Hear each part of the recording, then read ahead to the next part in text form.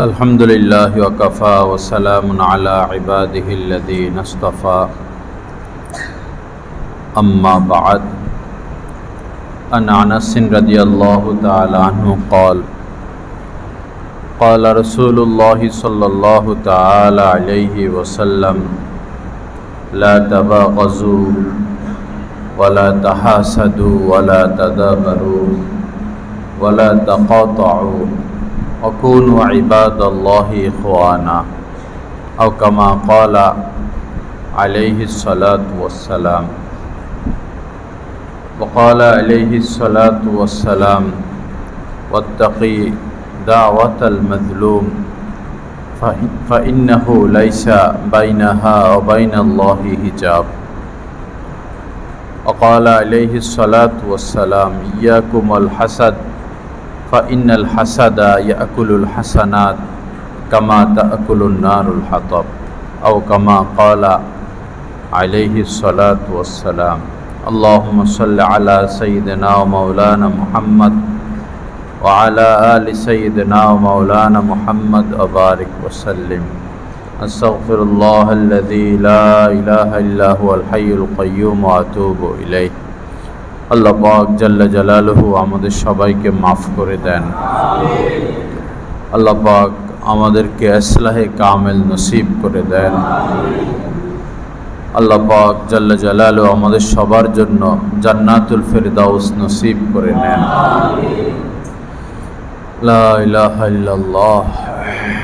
আমি কয়েকখানা হাদিস শরীফ পাঠ করেছি।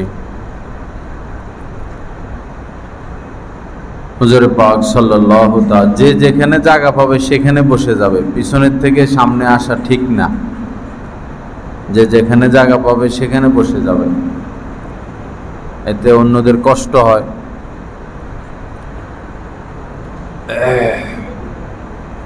আগে বসতে হলে আগেই আসা চাই।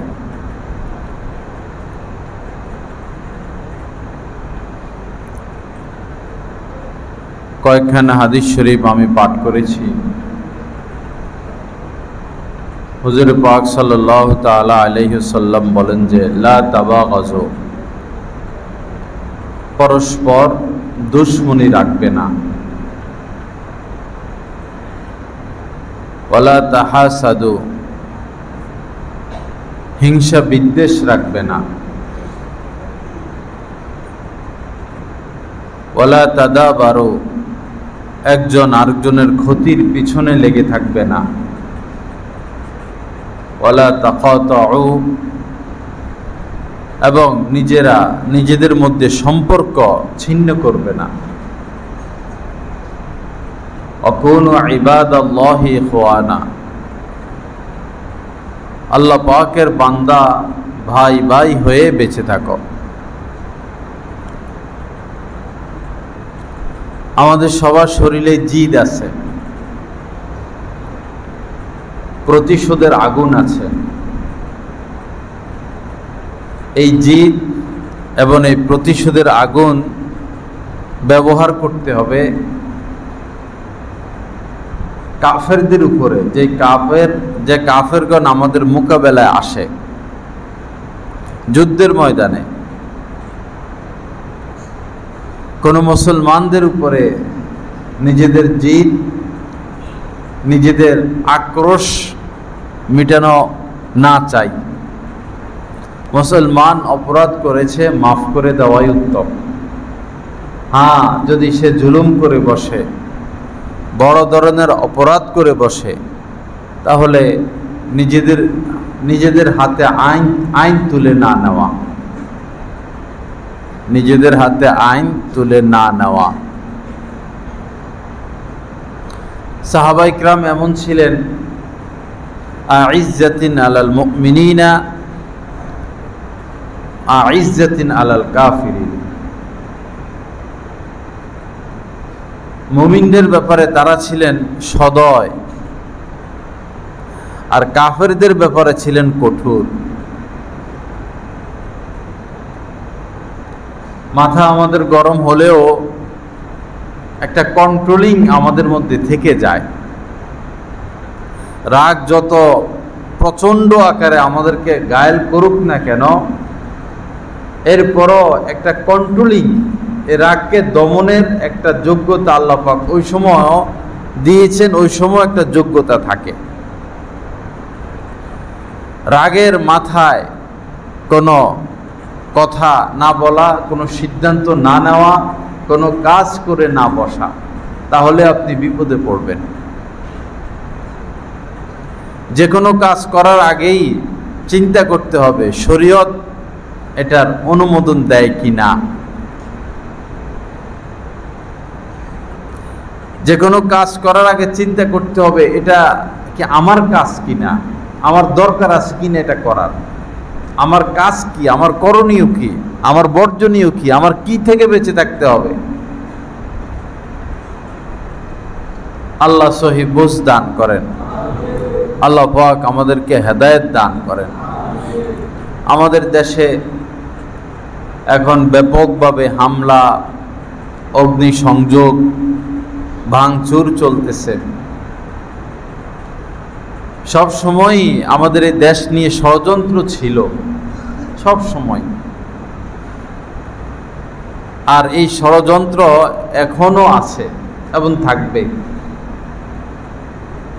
কারণ এই দেশ প্রতিভাবান রাষ্ট্র, অনেক সম্পদ এই দেশে, অনেক শিক্ষিত লোক। আপনি আমেরিকা যাবেন, বাংলাদেশি ডাক্তার সেখানে পাবেন। লন্ডনে যাবেন, বাংলাদেশি ডাক্তার পাবেন। সৌদি আরব যাবেন, ইতালি যাবেন, কাতার যাবেন, মালয়েশিয়া যাবেন, বিশ্বের আনাচে কানাচে বাংলাদেশি ডাক্তার আছে ভালো ভালো পজিশনে। কিন্তু বাংলাদেশের রোগীদের চিকিৎসা করার জন্য বিদেশি ডাক্তারের প্রয়োজন হয় না, এই দেশের ডাক্তারই যথেষ্ট। তা আমরা বড় না তারা বড়? আমরা বড়। আমাদের এই দেশে অনেক শস্য উৎপাদন হয়, অনেক মাছ উৎপাদন হয়। আমরা যদি এটা নিয়ে চিন্তা ফিকির করি তো বহির্বিশ্বের এই খাদ্য সামগ্রীর সহযোগিতা ছাড়াই আমরা চলতে পারি। একদম যদি সহযোগিতা বন্ধ হয়ে যায় এই দেশ চলবে। দেখুন না আফগানিস্তান, সকল অর্থ 20 বছর বোমা ফেলছে, এরপরে পাহাড়গুলোকে জমিনের সাথে মিশিয়ে দিছে, হাজার হাজার মানুষ শহীদ করছে, খুন করছে। অবশেষে তাদের টাকাগুলো বন্ধ করে দিল বিশ্ব ব্যাংকে। আফগানিস্তান তো পিছায়া নাই, কত দূর আগায়া গেল। আসলে হলো শাসন ব্যবস্থা, পরিচালনা। এত গরম আফগানিস্তানে, কিন্তু এখন শুনতেছি এটা ঠান্ডা দেশ, এত গাছ লাগাইতেছে, এত বৃক্ষরোপণ রাস্তায় রাস্তায়, ডাইনে বামে, সামনে পিছনে। আর গরম আসবে কোথায় থেকে? আপনি একটা ঘর করেন, ঘরের পাশে গাছ লাগাই দেন, আপনার আর এসি লাগানো লাগবে না, এই গাছই আপনার এসি।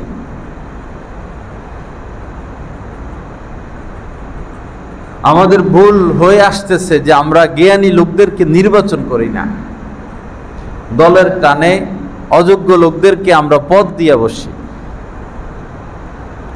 দলের মায়া আমাদের রক্তের বিন্দুর সাথে মিশে গেছে, আমাদের রগ রেশার সাথে দলের মায়া, যে দল করি না কেন। এইটাই আমাদেরকে শেষ করলো। আমার দলের পক্ষ থেকে একটা মদখোর, একটা চোর, একটা দুর্নীতিবাজ চিহ্নিত, সে এমপিতে দাঁড়ালো, চেয়ারম্যানে দাঁড়ালো। আমার বংশ থেকে, আমার আত্মীয় থেকে কেউ মেম্বরিতে দাঁড়ালো, আমি তাকেই ভোট দেই। এটাই আমাদের সর্বনাশ ডেকে আনলো। নিজের পায়ে নিজে কোড়াল মারলে কিছুই করার নাই। আল্লাহ হেফাজত করেন। এই দেশ গরিব রাষ্ট্র না, এটা ভুল কথা। এই দেশে বহু সম্পদ, এই দেশকে মহব্বত করার লোক নাই, এটা হলো কথা। দেশকে ভালোবাসার লোক নাই, দেশ গড়ার লোক নাই, আছে, আমরা তাদেরকে সুযোগ দেই না।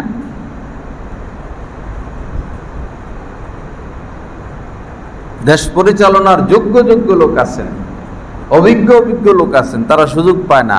আমরা দলের প্রেমে পড়ে রয়েছি, এই পরিবার, এই পরিবার, এই পরিবার, এই পরিবার। নদীর এইগুলো দেখা হয়ে গেছে, এইগুলো দেখা হয়ে গেছে, সব চোর, সব চোর, সব চোর, কোনো কুল দেখা বাকি নাই। যে পিতা সন্তানকে সাইকেল কিনে দিতে পারলো না, সেই সন্তান কিভাবে পৃথিবীর তৃতীয়, চতুর্থ, পঞ্চম, বাংলাদেশের তৃতীয়, চতুর্থ, পঞ্চমের ধনী হয়ে যায়? টাকা কি মেশিনে ছাপাইয়া এরকম ধনী হয়েছে? সৎ লোককে ভালোবাসি, দলের প্রেম ছেড়ে দেই, ধরা খাবেন। আমার কথাই স্পষ্ট,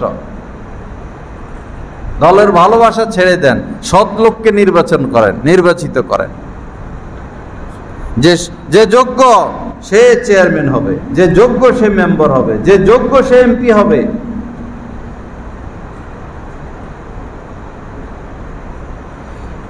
লা ইলাহা ইল্লাল্লাহ। আল্লাহ পাক হেফাজত করেন। বিভিন্ন মসজিদ, মাদ্রাসা, স্কুল, কলেজেও এই সমস্যা। এমনও খতিব আছে, ইমাম আছে, সে যোগ্য না, তারা কেউ চায় না, কিন্তু হয়তো সভাপতির আত্মীয়, হয়তো সেক্রেটারির আত্মীয়, হয়তো কমিটির কারোর সাথে লবিং করে রাখছে। বহু মাদ্রাসা এমন আছে যে মুহতামিমকে কেউ পছন্দ করে না। বহু কলেজ এমন আছে প্রিন্সিপালকে পছন্দ করে না, সে যোগ্য না, কিন্তু লবিং করে চলতেছে। উভয় পক্ষই জাহান্নামী। চাকরি আর কয়দিন, লবিং আর কয়দিন? হুজুর পাক সাল্লাল্লাহু আলাইহি সাল্লাম বলেছেন, আল্লাহ জালেমকে সুযোগ দেন, আল্লাহ জালেমকে সুযোগ দেন, কিন্তু যখন ধরেন আর ছাড়েন না। সুযোগ দেন। কেন সুযোগ দেন? দুই লক্ষ্য। এক হলো হয়তো সে ফিরে আসবে, হয়তো সে তওবা করবে। আর একটা সুযোগ দেওয়ার উদ্দেশ্য হলো তার পাপটা যেন পাকে। পাপটা যেন কি পাকে। ফোঁড়া কি দৌড়ে গাইলে দেয়? ব্যথা ব্যথা, কিন্তু গালে তো না, টিপ দেয় না। ফোঁড়া ব্যথা, আচ্ছা থাক না থাক, কেন গালে না? এটারে পাকার সুযোগ দেয় আল্লাহ। এরকম পাপটা যেন পাকে। আরেকটা হইলো জনগণ অত্যাচারী হয়ে যায়, জনগণ আল্লাহকে ভুলে যায়, জনগণ সৎ কাজের আদেশ ছেড়ে দেয়, অসৎ কাজের নিষেধ ছেড়ে দেয়। তখন আল্লাহ কোন জালেমকে তাদের বাদশা বানাই দেন পিটানোর জন্য। পিটা। এই যে ফিলিস্তিন, সিরিয়া, এই এলাকাগুলোতে বনি ইসরায়েলরা বসবাস করত।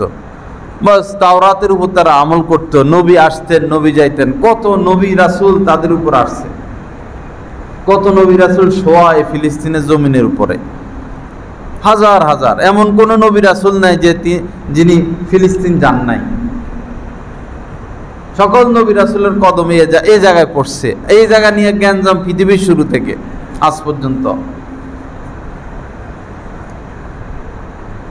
তো ভালো কথা আমল করতেছে, পরে এমন হইল যে এই বস তাদের তাওরাতের উপর আমল ছেড়ে দিল, জবুরের উপর আমল ছেড়ে দিল।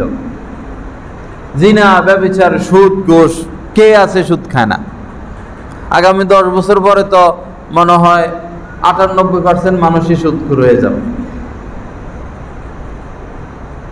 এখনই তো পরিস্থিতি খারাপ।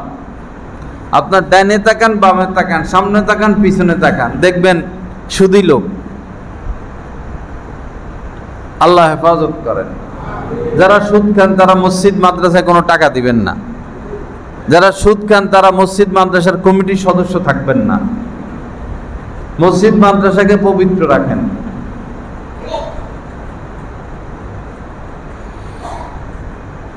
তো এই কি যেন বলতেছিলাম, ফিলিস্তিন বাস আল্লাহকে ভুলে গেছে। নামাজ পড়ে না, রোজা রাখে না, পর্দা করে না, জিনা করে, সুদ খায়, ঘুষ খায়। পরে আল্লাহ পাক বখতে নসর এক মূর্তি পূজক বাদশাকে এদের উপর লেলিয়ে দিছেন বখতে নসর। আয়েশা এমন মায়ের দিছে, মারতে মারতে মারতে মারতে পিটাইতে পিটাইতে পিটাইতে পিটাইতে ঘর বাড়ি জ্বালাইয়া, মসজিদগুলো জ্বালাইয়া, মানে একদম বিধ্বস্ত করে দিছে পুরা ফিলিস্তিন, পুরা সিরিয়া। এরপরে যাওয়ার সময় আবার যুবকদেরকে ধরে নিয়ে গেছে, নারীদেরকে ধরে নিয়ে গেছে। কয়েকবার তাদের উপর এরকম বিপদ আসছে।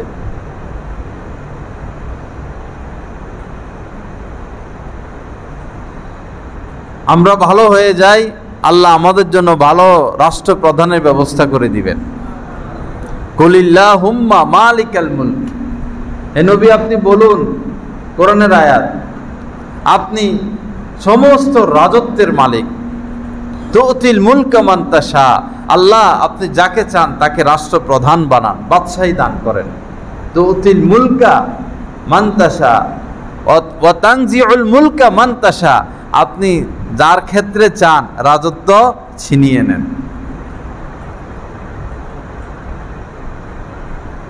আল্লাহ পাকের হাতে, বিয়াদিকাল খাইর ইন্নাকা আলা কুল্লি শাইইন কাদির, সমস্ত কল্যাণ আল্লাহ পাকের হাতে। ইন্নাকা আলা কুল্লি শাইইন কাদির, আল্লাহ পাক সর্ব বিষয়ে সর্বশক্তিমান। রাজাকে ফকির বানাইতে পারেন, ফকিরকে রাজা বানাইতে পারেন। ধনীকে মুহূর্তে ফকির বানাইতে পারেন, ফকিরকে মুহূর্তে বাদশা বানায় দিতে পারেন। অসম্মানীকে তিনি সম্মান দিতে পারেন, মুহূর্তের মধ্যে সম্মানিত লোককে তিনি অসম্মানিত করে দিতে পারেন। সুস্থকে মুহূর্তের মধ্যে অসুস্থ বানিয়ে দিতে পারেন, আর অসুস্থকে মুহূর্তের মধ্যে তিনি সুস্থ করে দিতে পারেন। তিনি হচ্ছেন আল্লাহ। আল্লাহকে নারাজ না করি, বিপদের শেষ নাই, বিপদ ডেকে না আনি। লা ইলাহা ইল্লাল্লাহ। আল্লাহ পাক আমাদেরকে মাফ করে দেন, আল্লাহ পাক ইসলাহ কামেল নসিব করে দেন। এই যে থানা, বাংলাদেশের থানা, এই থানার মালিক কি কোনো দল? আওয়ামী লীগ, বিএনপি? আমরা থানাগুলো জ্বালাইলাম কেন? থানায় কি করছে আমাদের? এই যে থানাগুলো জ্বালাইলাম এবং থানার জিনিসপত্র, হুন্ডা, ল্যাপটপ, মোবাইল, আরো যত কিছু আমরা লুটপাট করলাম, এটা মানুষের কাজ করলাম? এরা মানুষ? এটা রাষ্ট্রের সম্পদ, এটা দেশের সম্পদ। যারা থানা লুটপাট করছেন, থানায় হামলা করছেন, থানা আগুন জ্বালাইছেন, আপনি 17 কোটি মানুষের হক নষ্ট করছেন। 17 কোটি মানুষের হক আপনি নষ্ট করছেন। জাররা জাররা আপনাদেরকে ফিরিয়ে দিতে হবে। একটা ইটও যে আনছেন, এই ইট আপনাকে ফিরিয়ে দিয়ে আসতে হবে, কারণ এটা দেশের সম্পদ। এটা আওয়ামী লীগেরও না, এটা বিএনপিরও না, এটা রাষ্ট্রীয় সম্পদ। আপনারা মারাত্মক অন্যায় করছেন, থানাগুলোতে আগুন লাগাইয়া, পুলিশ বাহিনীতে আগুন লাগাইয়া, রাষ্ট্রীয় দেশীয় ভবনের মধ্যে আগুন লাগাইয়া।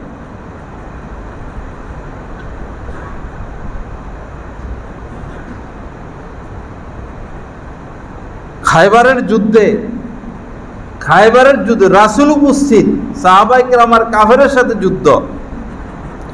যুদ্ধ শেষ। সাহাবায়ে কেরাম হেঁটে হেঁটে দেখতেছেন কে শহীদ হলো, কে আহত হলো। পরে বলতেছেন যে অমুক শহীদ হয়ে গেছে, অমুক শহীদ হয়ে গেছে, অমুক শহীদ হয়ে গেছে। তো এক ব্যক্তির ব্যাপারে বলতেছে সাহাবায়ে কেরাম যে সেও শহীদ হয়ে গেছে। নবীজির সাথে সাথে বললেন সে শহীদ হয় নাই, সে জাহান্নামে চলে গেছে। রাসূলের সাথে আর সাহাবা, রাসূল উপস্থিত, সাহাবায়ে কেরাম, তিনিও তো সাহাবী, তিনিও মুমিন। যুদ্ধ কাফেরের সাথে, কাফেরের হাতে মারা গেছেন, তো সে তো শহীদই। নবীজি বলতেছেন না, সে জাহান্নামে চলে গেছে। কেন? সে একটা আবা বা একটা বস্ত্র চুরি করছিল মানে সরাই রাখছিল।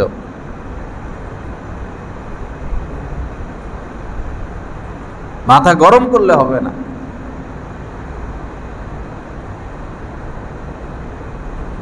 আল্লাহ সহি বুঝ দান করেন। কিরকিরা এক ব্যক্তির নাম, কিরকিরা, তিনিও মুমিন মুসলমান।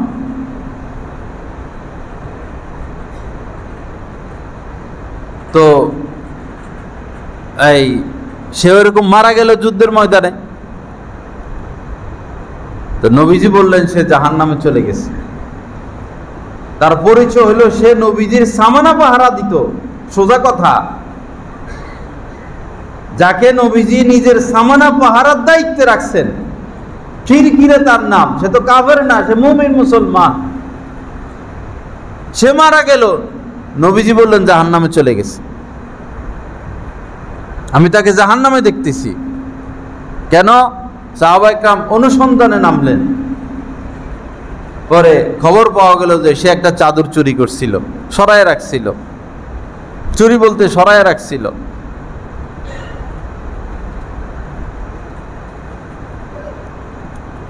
মাথা গরম করে কয় হাজার কোটি টাকা আমরা দেশে শেষ করলাম।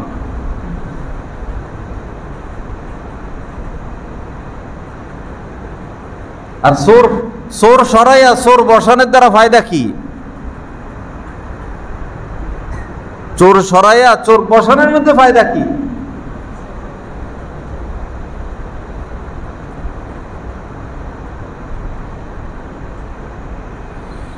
আল্লাহ পাক আমাদেরকে হেফাজত করেন, আল্লাহ পাক সহি বুঝ দান করেন, আল্লাহ পাক ইসলার তাসকিয়া নসিব করে দেন।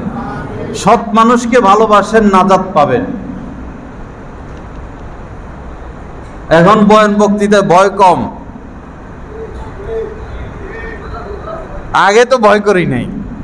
এখন তো আমাদের আলেম একজন আছে ইয়েতে, এই উপদেষ্টার মধ্যে, মাওলানা আফম খালেদ সাহেব, অনেক বড় আলেম, অনেক অভিজ্ঞ, অনেক জ্ঞানী মানুষ। আমাদের কমলপুর মাদ্রাসায় গত মাহফিলে তিনি এসেছিলেন বক্তা।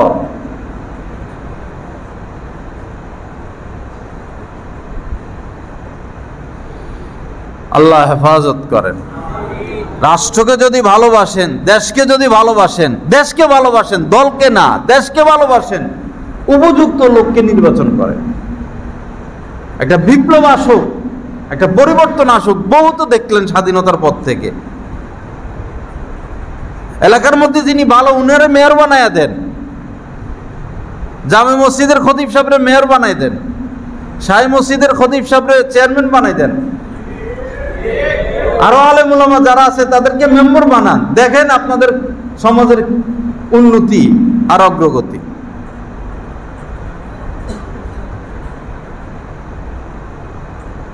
কোটি কোটি টাকা পায় এই গাড়ির ইয়ের থেকে। প্রতি বছর প্রাইভেট কারে দিতে হয় 30-35 হাজার টাকা। একটা প্রাইভেট কারে, হুন্ডা দিতে হয়, ট্রাকে দিতে হয়, বাসে দিতে হয়, কত কোটি কোটি কোটি কোটি টাকা এই লাইনে পায়। আর আমরা রাস্তা গেলে রাস্তা পাই না, একটুক দেয়, কালাটা একটুক দেয়। টাকের চাপে একটুক পিস ঢালাই কি, একটুক কি হয়? যারা সরাইছেন, যারা নামাইছেন, একটুকি দিব, বরং আরো খাইব, পেট খালি। গায়ে লাগুক আপনাদের, আমার কিছু আসে যায় না। আমি বেপরোয়া মানুষ, কারো থেকে 10 টাকার আশা করি না, আর চাকরিরও পরোয়া করি না। দলের ভালোবাসা বাদ দেন। হ্যাঁ, দলের মধ্যে কোনো সৎ লোক থাকলে তাকে ভালোবাসেন।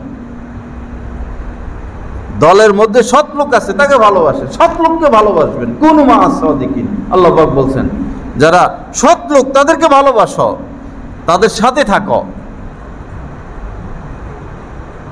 ওয়াতাওয়াফানা মাআল আবরার, আল্লাহ পাক দোয়া শিখিয়েছেন। এইভাবে দোয়া করো, আল্লাহ সৎ লোকদের সাথী বানিয়ে আমাকে মৃত্যু দান করো। ওয়া আলহিকনি বিসসালিহিন, রব্বি হাবলি হুকমাও ওয়া আলহিকনি বিসসালিহিন। ইব্রাহিম আলাইহিস সালামের দোয়া, কোরআনের আয়াত আল্লাহ পাক এভাবে বলছেন। উনি এভাবে দোয়া করতেন, রব্বি হাবলি হুকমাও, আল্লাহ আমাকে জ্ঞান দান করেন, ইলম দান করেন। ওয়া আলহিকনি বিসসালিহিন, এবং নেককারদের সাথী বানায়া দেন। কি বোঝা গেল? আল্লাহ পাক বলতেছেন কুনু মা'আস সাদিকিন, নেককারদের সাথী হয়ে যাও, তাদের সাথী হয়ে জীবন কাটাও। ওয়া তাওয়াফানা মা'আল আবরার, নেককারদের সাথী হয়ে মরে যাও, আর নেককারদের অন্তর্ভুক্ত হওয়ার জন্য আল্লাহর কাছে দোয়া করতে থাকো। নেককার ওয়াসবির নাফসাকা মা'আল্লাযীনা ইয়াদউনা রাব্বাহুম বিল গাদাতি ওয়াল আশি ইউরিদুনা ওয়াজহা। নবীকে আল্লাহ পাক বলতেছেন ওয়াসবির নাফসাকা, অন্যভাবেও বলতে পারতেন ওয়াসবির মানে খুব ধৈর্যের সাথে, ধৈর্যের পরিচয় দিতে হবে এখানে। খুব ধৈর্যের সাথে আপনি নিজেকে, যারা সৎ লোক আল্লাহওয়ালা, তাদের সাথে লাগাইয়া রাখেন। নবীকে আদেশ দিচ্ছেন অসবির নাফসাকা মা'আল্লাযীনা ইয়াদউনা রাব্বাহুম বিল গাদাতি ওয়াল আশি, যারা সকাল সন্ধ্যা আল্লাহকে পাওয়ার জন্য জিকির করে, আপনি নিজেকে তাদের সাথী বানায়া নেন।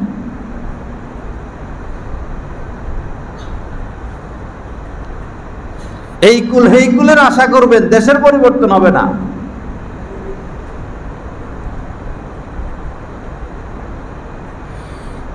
লা ইলাহা ইল্লাল্লাহ। আল্লাহ পাক আমাদেরকে মাফ করেন। আরেকটা বিষয় হলো এই সংখ্যালঘু যারা আছে, সংখ্যালঘু, এখন এটা একটা ষড়যন্ত্র। কোনো মুসলমান হিন্দুদের মন্দিরে আগুন দিবে না, এটা আমাদের বিশ্বাস হয় না। এটা বৈধ না শরীয়তে, এটা সম্পূর্ণ হারাম, সম্পূর্ণ কবিরা গুনাহ। এটা আরেকটা ষড়যন্ত্র চলতেছে, হিন্দুদের মন্দিরে আগুন দিয়ে আরেকটা ষড়যন্ত্রের জাল বুনতেছে। এখন আমাদের মুসলমানদের দায়িত্ব তাদের মন্দিরগুলো পাহারা দিয়ে রাখা। আমাদের নজির সৃষ্টি করতে হবে সারা পৃথিবীর মধ্যে। জ্বালায়া দেখ, ইন্ডিয়া যদি সকল মসজিদে জ্বালায়া দেয়, আমরা এমন হব যে আমরা একটা ফুল দিয়ে টোকা দিব না কোনো মন্দিরে। এর নাম ইসলাম, এর নাম ইসলাম।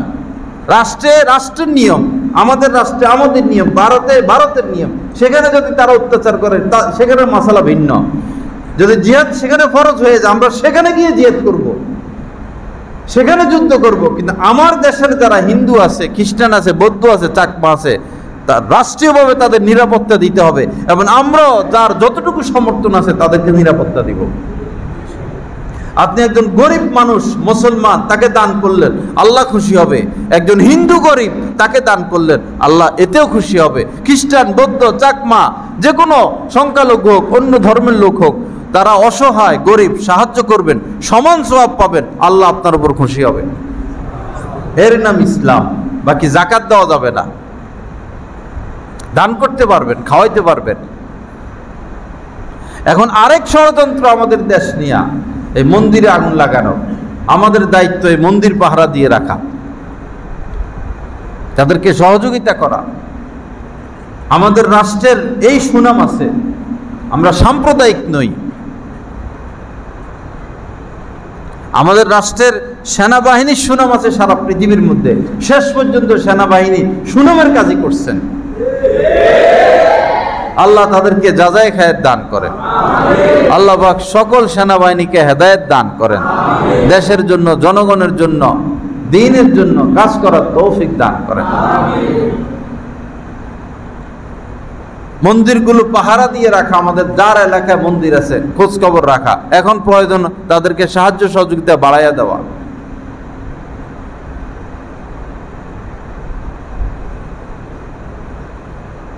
যারা জালেম জুলুম করেছে, জালেমের উপরও দয়া করা, মাজলুমের উপরও দয়া করা। খেয়াল করবেন কথা, জালেমের উপরও দয়া করা, মাজলুমের উপরেও দয়া করা। মাজলুম মানে যিনি নিপীড়িত, জালেম মানে যিনি অত্যাচারী। যিনি নিপীড়িত তার উপরে দয়া করব আমরা কিভাবে? তার দুঃখ দূর করার চেষ্টা করব। যারা গুলি খাইছে, যারা আহত, তাদের চিকিৎসার ব্যবস্থা করব, ঘর বাড়ির খবর নিব। আর বিভিন্নভাবে যারা দীর্ঘদিন থেকে মাজলুম, তাদের সহযোগিতা করব। কাজই তো আমাদের এটা। উখরিজাত লিন-নাস কুনতুম খায়রা উম্মাতিন। আল্লাহ আমাদেরকে বলছেন তোমরা শ্রেষ্ঠ জাতি। কাজ কি? তোমরা মানুষের কল্যাণে কাজ করবা। এই কল্যাণের অর্থ ব্যাপক। এক হলো তাকে দ্বীনের দিকে দাওয়াত দেওয়া, তার আর্থিক ক্ষয়ক্ষতি, তাকে সহযোগিতা করা, তার চাকরি নাই চাকরির ব্যবস্থা করা, সে অসুস্থ তার সেবা শুশ্রূষা করা, তার জন্য রক্ত দিতে হলে রক্ত দেওয়া, অর্থ দিতে হলে অর্থ দেওয়া, সমর্থন দিতে হলে সমর্থন দেওয়া, দেখা সাক্ষাৎ করা। উখরিজাত লিন-নাস, এটার অনেক ব্যাখ্যা। মেয়ে আছে বিয়ে হলে বিয়ের ব্যবস্থা করা, চাকরি নাই চাকরির ব্যবস্থা করা, ঘর নাই ঘরের ব্যবস্থা করে দেওয়া। কাজ কি আমাদের? কাজই এটা, মানুষের কল্যাণে আমরা কাজ করব। শুধু নিজের ধান্দার জন্য তো আমাদেরকে আল্লাহ পাক সৃষ্টি করেন নাই। উখরিজাত কথা ফাইনাল, তোমাদেরকে সৃষ্টি করলাম, বের করলাম, তোমরা আখেরি জামানার নবী, তোমরা শ্রেষ্ঠ জাতি। তোমাদের কাজ হলো মানুষের হিতাকাঙ্ক্ষী হবা, মানুষের জন্য কাজ করতে থাকবা, জনগণের জন্য কাজ করতে থাকবা, জনগণের কল্যাণ করতে থাকবা। এখন চোরেরা তো হাসপাতালের ওষুধে খেয়ে ফেলায়, রাস্তার বাজেট খেয়ে ফেলে, গাছপালা লাগাবে রাস্তায় রাস্তায়, এই বাজেট পর্যন্ত খেয়ে ফেলে। শহরে গাছ লাগায় রাখে, রাস্তার মধ্যখানে, হায়রে আল্লাহ, জীবন এগুলোর মধ্যে পানি দেয় না কেউ। অথচ কর্মচারী আছে, লোক আছে, বেতন নিতেছে। তত্ত্বাবধায়কের কমতি, তত্ত্বাবধায়ক।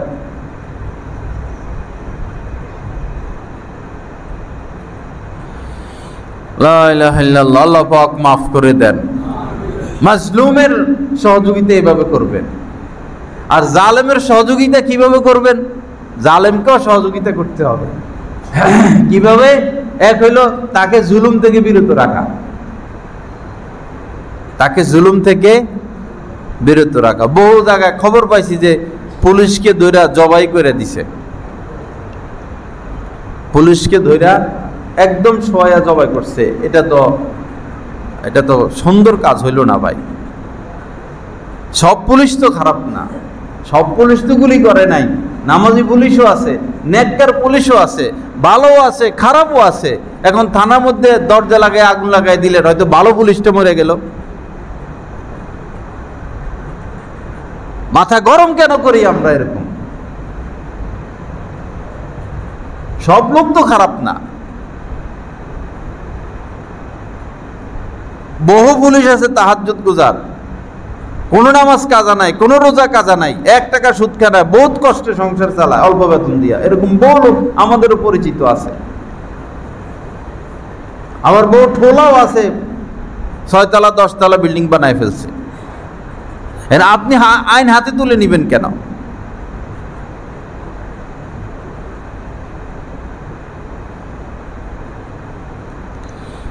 যারা রাষ্ট্রীয় সম্পদ আত্মসাৎ করেছেন ফিরিয়ে দিতে হবে। দেশের আইনে আপনার বিচার হোক বা না হোক, আল্লাহর আইনে বিচার হবে। আপনি হয়তো দুনিয়াতে ছাড় পেয়ে যাবেন, আল্লাহর দরবারে ছাড় পাবেন না। বান্দার হক।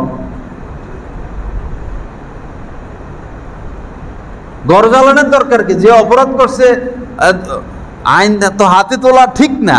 অপরাধ দরকার তারে থাপ্পড় মারেন। তার ঘর জ্বালাই দিলে এক ঘরের থেকে আরেক ঘর, আরেক ঘরের থেকে আরেক ঘর, আরেক ঘরের থেকে আরেক ঘর, শিশু বাচ্চা আছে, সম্পদ নষ্ট হচ্ছে, কারেন্টের তারে আগুন লাগে।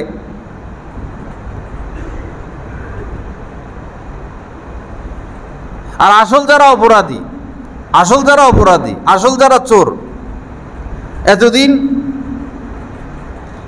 এই পক্ষের যারা ভবিষ্যতে চুরি করব, এরা হেদের সাথে লেয়া যাও যে আচ্ছা তোমরা খাইতেছো খাও, আমাদেরকে একটু আশ্রয় দাও। এরা ঠিকই তাদের আশ্রয় ছিল এতদিন। এখন আবার এদের হাতে লাঠি, হেগো যারা চোর, এরা এগো আশ্রয় চলে আইছে। খবর নিয়ে দেখেন, এদের ঘরে আশ্রয় দিছে। চোরে চোরে খাও তো ভাই, আমরা জনগণ শেষ।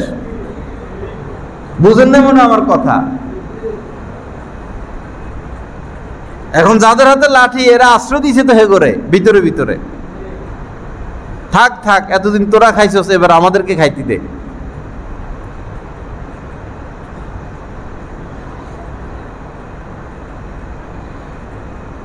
বড় কঠিন হবে অবস্থা। হাদিস শরীফের মধ্যে এসেছে 1 বিঘা জমি যদি কেউ আত্মসাৎ করে, সহিহ হাদিস, 1 বিঘা আধা হাত, কাল কিয়ামতের ময়দানে তার গলায় 7 তবক জমিন, জমিনের 7 স্তর, 7 তবক জমিন আল্লাহ পাক তার গলায় ঝুলিয়ে দিবেন। 1 বিঘা যদি কেউ আত্মসাৎ করে, বান্দার হক বড় কঠিন। যে যা আত্মসাৎ করবে, যে যা চুরি করবে, যে যা দুর্নীতি করবে, আজকে যত ফুলের মালা পাক, কিয়ামতের ময়দানে এগুলো তার গলায় ঝুলিয়ে দেওয়া হবে। আপনাদের প্রিয় মানুষরা কোথায় এখন? আমরা কিছু বললে চেহারা কালো হয়ে যেত। কোথায় এখন সেই প্রিয় মানুষরা? সবাই সব নিয়ে উঠতে হবে। যারা ইতিপূর্বে করেছিল চুরি দুর্নীতি, যাদের ভালোবাসা এখনো দূর হয় নাই, কয়দিন আগেও তারা করত, ভালোবাসা এখনো দূর হয় নাই, তো এখনো চেহারা কালো হয়ে যায়। ইমানের মধ্যে সমস্যা।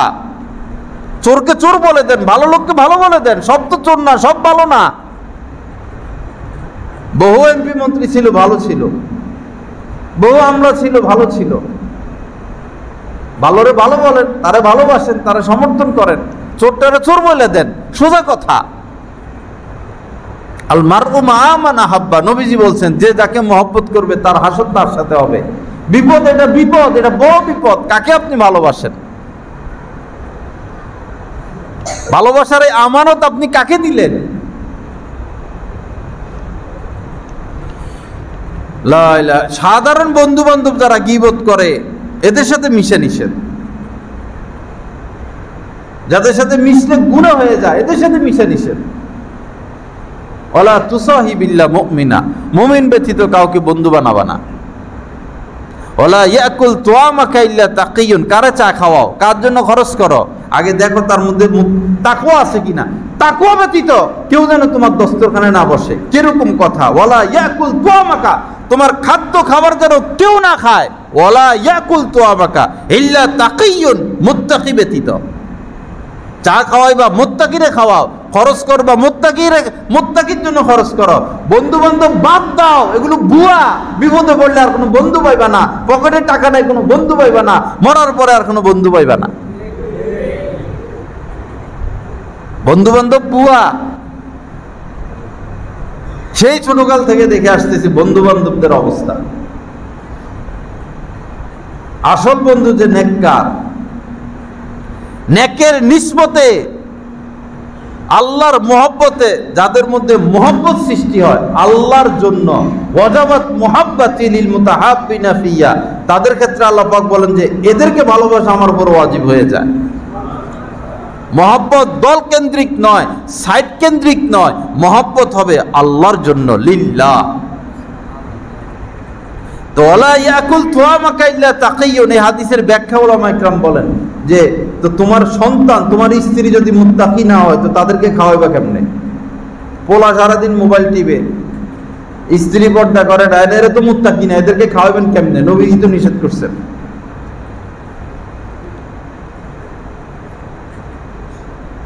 এখন আপনারটা আপনি খাইবেন, আর কি করবেন?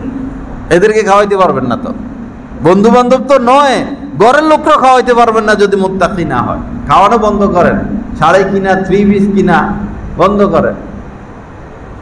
কি মুসিবত! এটার ব্যাখ্যা হলো যে তাদেরকে মুত্তাকি বানানোর চেষ্টা অব্যাহত রাখা। তাদের উপর খরচও তো করতে হবে, আপনার অধীনস্থ তারা, স্ত্রী সন্তান, খরচ তো করতে হবে। এখন অন্য হাদিসে আছে যে এদেরকে খাওয়াইবে না মুত্তাকি না হলে। আবার বহু বর্ণনা আছে স্ত্রী সন্তানের উপর খরচ করো, এটা সৎকার সওয়াব। মিলাইয়া এটার ব্যাখ্যা হলো যে খরচ করো এই লক্ষ্যে, এই আশায় যে এরা তো মানে এই চেষ্টায় যে এরা তো হয়তো মুত্তাকি হবে, মুত্তাকি বানানোর চেষ্টা করতে থাকা। আপনি ওয়াইফাই লাইনটা এনে দিচ্ছেন, আপনি ডিশ লাইনটা এনে দিচ্ছেন, এত বড় টেলিভিশন একটা লাগাই দিচ্ছেন, আর হাতে হাতে টাচ মোবাইল লাগাই দিচ্ছেন, মুত্তাকি বানাইতেছেন। আর কি এগুলো করে মুত্তাকি বানাইতেছেন। আর সিসি নিয়া এদের জন্য জায়গা জমি কিনতেছেন, বিল্ডিং বানাইতেছেন। এরাই পা দিয়ে মারাবে আপনাদেরকে। যে সন্তান স্ত্রীর জন্য এই সিসি পা দিয়ে মারাবে, অপেক্ষায় থাকেন।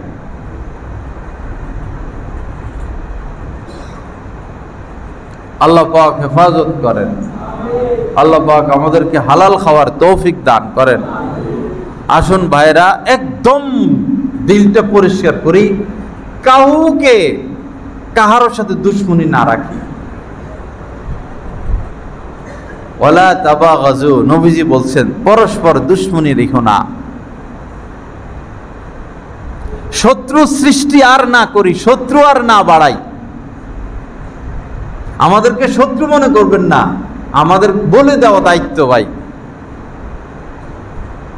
আমাদের বলে দেওয়া দায়িত্ব, নাহলে আমরা আল্লাহর কাছে ধরা খাবো। আমরা সব বলতে হবে, না হলে সাধারণ মানুষ শুনবে কোথায় থেকে? আমাদেরকে শত্রু মনে করবেন না, আমরা রিক্সে গিয়ে আপনাদেরকে সঠিক রাস্তা দেখাই দিই। হযরত আলী রাদিয়াল্লাহু তাআলা বলেছেন, যার থেকে আমি এক হরফ শিখলাম, হরফ। এখন তো আমরা আধা ঘন্টা বয়ান করি, কত কিছু এখানে শিখা যায়। এক মাসকে আরো বয়ান শুনতেছেন, এক বছর শুনতেছেন, কত কিছু তার থেকে শিখলেন। বিনিময় তাকে কি দিলেন? হযরত আলী রাদিয়াল্লাহু তাআলা বলেছেন, যার থেকে আমি এক হরফ শিখলাম, আমি আজীবন তার গোলাম। সে ইচ্ছা করলে আজীবন আমাকে তার গোলাম হিসাবে রাখতে পারবে, ইচ্ছা করলে আমাকে আজাদও করে দিতে পারবে। এক হরফ আমি যার থেকে শিখলাম। আর একজন আলেমের থেকে তো মানুষ দিন রাত শিখতে থাকে।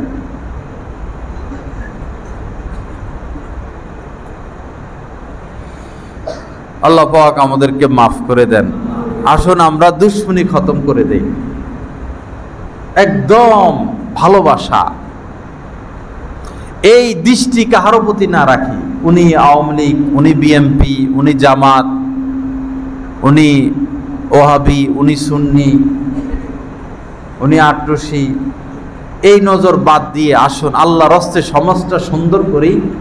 আমরা সবাইকে ইন্নামাল মুমিনুনা ইখওয়া, আল্লাহ পাক বলছেন যাদের ভিতরে ঈমান আছে তোমরা তো ভাই ভাই, তোমরা কি ভাই ভাই। এক কথা রয়ে গেছে, জালেমের প্রতি দয়া করা, ওই কথাটা রয়ে গেছে। জালেমের প্রতি দয়া দুইভাবে করতে পারেন। এক হলো তাকে জুলুম থেকে বিরত রাখা, তাকে জুলুম থেকে বিরত রাখা। আরেক দয়া হইল, আচ্ছা যা করছে টরছে বস মাফ করে দেওয়া, যা করছে টরছে মাফ করে দেওয়া। সবার প্রতি আমরা ভালোবাসা আনি, বিদ্বেষ দূর করি, একদম বিদ্বেষ দূর করে ফেলি। ইন্নামাল মুমিনুনা ইখওয়া, মুমিন আমরা ভাই ভাই। দ্বীনি লাইনে যারা আমরা কাজ করতেছি, বিভিন্ন লাইনে, সবটাই দ্বীনের কাজ। যারা জিহাদের ময়দানে জান দিচ্ছেন, সুবহানাল্লাহ, যাদের রক্তের বিনিময়ে আফগানিস্তানে ইসলাম কায়েম হলো, যারা এখন ইহুদিদের সাথে লড়তেছেন, বিভিন্ন জায়গায় কাশ্মীরে জিহাদ চলতেছে,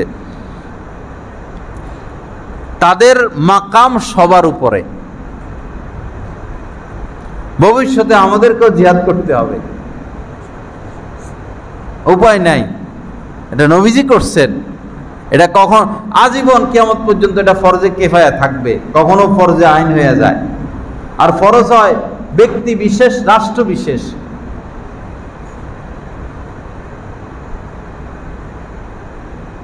কিন্তু পাগলামির নাম জিহাদ না, বুঝতে হবে। আলেম ওলামার কথা শুনতে হবে, ফতুয়া নিতে হবে। আপনি এখন যাইয়া বাংলাদেশের হিন্দু সব মাইরা ফেলবেন, এটার নাম জিহাদ?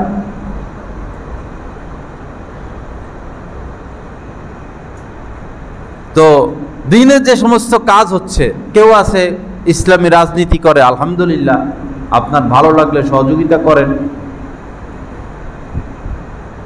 এমনিভাবে কেউ আছে হক্কানি পীর মাশায়েখ, হক্কানি পীর মাশায়েখ বন্ড বেশি, কিন্তু হক্কানি আল্লাহ রাখবেন। ইন্নামা ইউবাইউনাকা, ইন্নামা ইউবাইউনাকা, ইন্নামা ইউবাইউন আল্লাহ, নাকি ইন্নাল্লাযীনা ইউবাইউনাকা,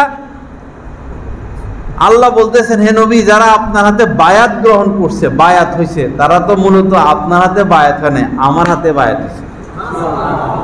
তার মানে কোন আল্লাহওয়ালার হাতে বায়াত হওয়া মানে কেমন যেন আল্লাহর হাতে বায়াত হওয়া।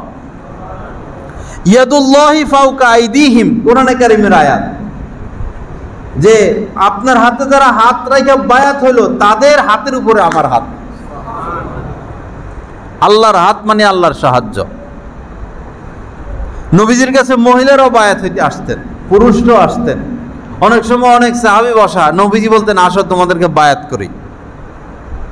বায়াত হওয়া সুন্নত, ইসলামী সম্পর্ক রাখা ফরজ। আল্লাহ বলতেছেন ফাবাইহুন্না, মহিলারাও যদি বায়াত হইতে আসে ফিরিয়ে দিবেন না, তাদেরকে আপনি বায়াত করে নেবেন। কি কথা, কেমন কথা! হযরতে জারীর রাদিয়াল্লাহু তাআলা বলেন, বায়াতু রাসূলুল্লাহ সাল্লাল্লাহু আলাইহি সাল্লাম আলা ইকামাতিস সালাতি ওয়া ইতাইজ যাকাতি ওয়া নুসহি লিকুল্লি মুসলিম। হযরত জারীর বলেন, আমি নবীজির হাতে বায়াত হইলাম, কয়েকটা কথার উপরে আমাকে বায়াত করলেন। কি? নামাজ কায়েম করা, যাকাত দেওয়া এবং সকল মুসলমানের জন্য কল্যাণকামী হওয়া। বায়াতু আলা রাসূলিল্লাহি আলা ইকামাতিস সালাতি ওয়া ইতাইজ যাকাত ওয়া নুসহি লিকুল্লি মুসলিম। তিন কথার উপর নবীজি তাকে বায়াত করছেন। যারা হক্কানি লাইনে মেহনত করে তাদেরকে ঘৃণা না করা, পছন্দ করা, মোহব্বত করা, পাশে বসা। হ্যাঁ, এই লাইনে খারাপ লোক বেশি ঢুকে গেছে, কিন্তু ভালো লোক তো ছিল, আছে, থাকবে। ভালোটা আপনি খুঁজে নিবেন। এবং আমাদের এই দেশে ব্যাপকভাবে দাওয়াত ও তাবলীগের মেহনত হয়, ব্যাপকভাবে। সেই দুনিয়ার আনাচে কানাচে, বাগানে বুগানে, রাস্তা ঘাটে, বস্তিতে। আমার আপনার দ্বারা তো এত দূর যায় তাবলীগ পৌঁছানো সম্ভব না। এই বেচারারা নিজের খায়া, নিজের টাকা দিয়া, একদম নিজের টাকা, নিজের সময়, নিজের ব্যবসা বাণিজ্য, নিজের স্ত্রী সন্তান সব কিছু ছাইড়া বহু হাজার হাজার মানুষ এই পর্যন্ত চিল্লে যাওয়ার কারণে চাকরি ছাড়ছে, তাও চিল্লে গেছে। চিল্লে যাবে, ছুটি দেয় না, তাও চিল্লে চলে গেছে। হাজার হাজার মানুষ এভাবে সারা দুনিয়ায় গিয়ে ঘরে ঘরে দাওয়াত পৌঁছাচ্ছেন। এটা কি দিনের কাজ? না, অবশ্যই দিনের কাজ। কেন এটাকে ঘৃণা করব? বাকি শিথিলতা চলে আসছে। আমরা যে সময় একবারে খুব দাওয়াতের কাজ করতাম, ছাত্র জীবনে টার্গেট করতাম, এই এলাকা এলাকা টার্গেট করতাম, এই এলাকার ওই মাথা থেকে দাওয়াত দেওয়া শুরু করবো। 10 তলা বিল্ডিং, 20 তলা বিল্ডিং। আসরের পরে আসতে যাইতাম, ফিরে আইতে আইতে মাগরিবের ওয়াক্ত হয়ে যেত। প্রত্যেক দিন বাইর হইতাম। এই 20 তলা বিল্ডিং, এটা শুরু করতাম। এই ফ্লট, এই ফ্লট, এই ইউনিট, এই ইউনিট, এই ইউনিট, এই ইউনিট, এই ইউনিট, ওই ইউনিট। এই হিসাব করতাম যে একজন মানুষ যেন এলাকার মধ্যে দাওয়াত ছাড়া না থাকে। যারা দাওয়াতের কাজের সাথে সম্পৃক্ত আছেন আরো ভালো করে করেন, জোরদার করেন, তাকওয়ার সাথে করেন। বাকি অন্যগুলোকে সমর্থন করতে হবে। একটা নিয়ে পড়ে না থাকা। সবটার নাম দিন। জিহাদ, এটার নাম দিন। তাসকিয়া, পীর মাশায়েখ, এটার নাম দিন। তালিম, যেটা মাদ্রাসা হচ্ছে, এটার নামও দিন। দাওয়াত ও তাবলীগ যেটা, এটার নামও দিন। একরোখা না হওয়া। নবীজি সব কাজ করছেন। নবীজির প্রথম কাজ ইয়াতলু আলাইহিম আয়াতিহি, তিনি মানুষকে কোরআনে কারিমের তেলাওয়াত করে শুনাইতেন। এটার আরেক ব্যাখ্যা হলো কোরআনের যত হুকুম আহকাম সব কিছু তাবলীগ তিনি করতেন। কারণ তার উপরে এই আয়াত নাজিল হয়েছে, বাল্লিগ মা উনজিলা ইলাইক, আপনার উপর যা নাজিল হয় সব কিছুর আপনি তাবলীগ করেন। এই হুকুম আমাদের সবার উপরে।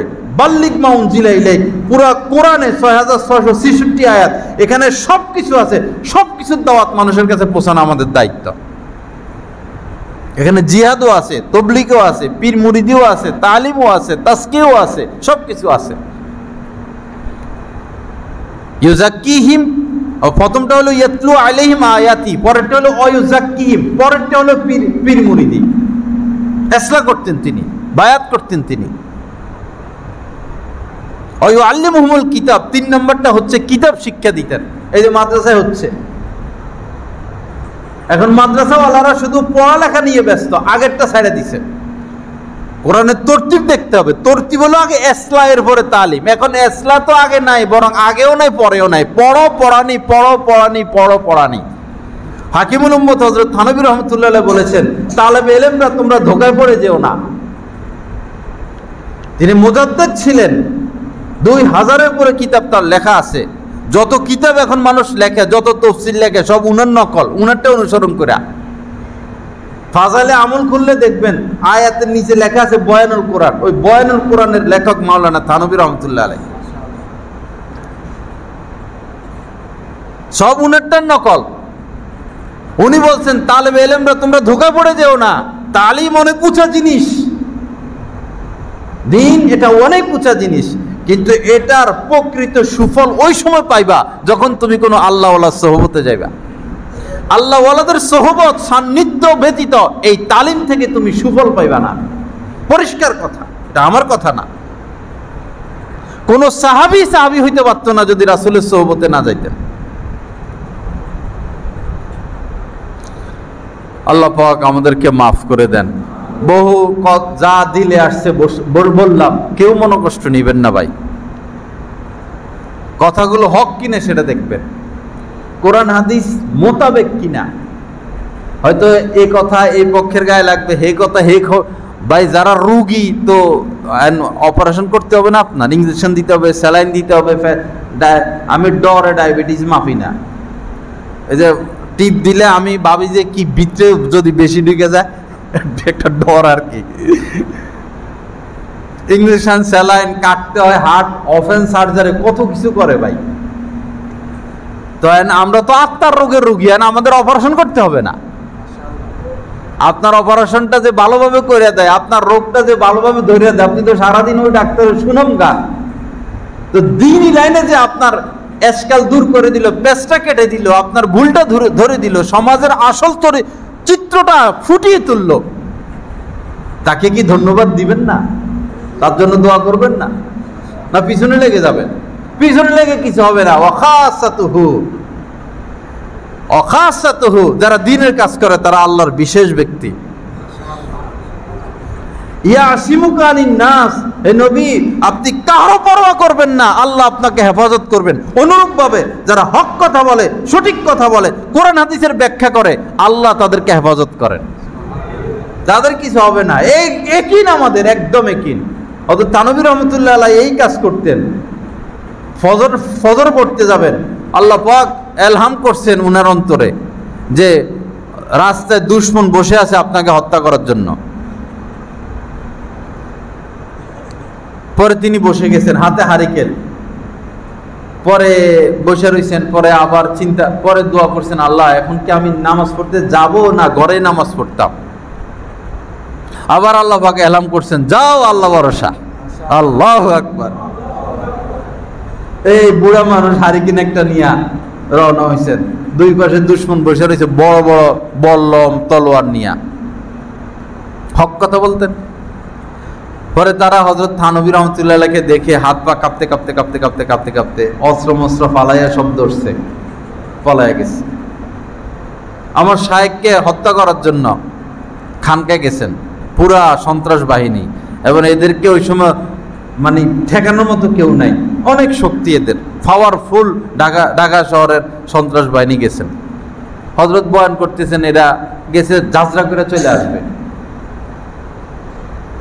পরে এরা খানকা ঢুকার পরে এদের একটা আসর হয়েছে যে কান্নাকাটি করতেছে, বয়ান করতেছে। আচ্ছা মারতে আইছি, মারবো, টাকার জন্যই তো আইছি, আমাদের টাকা দরকার, কি কয় শুনি।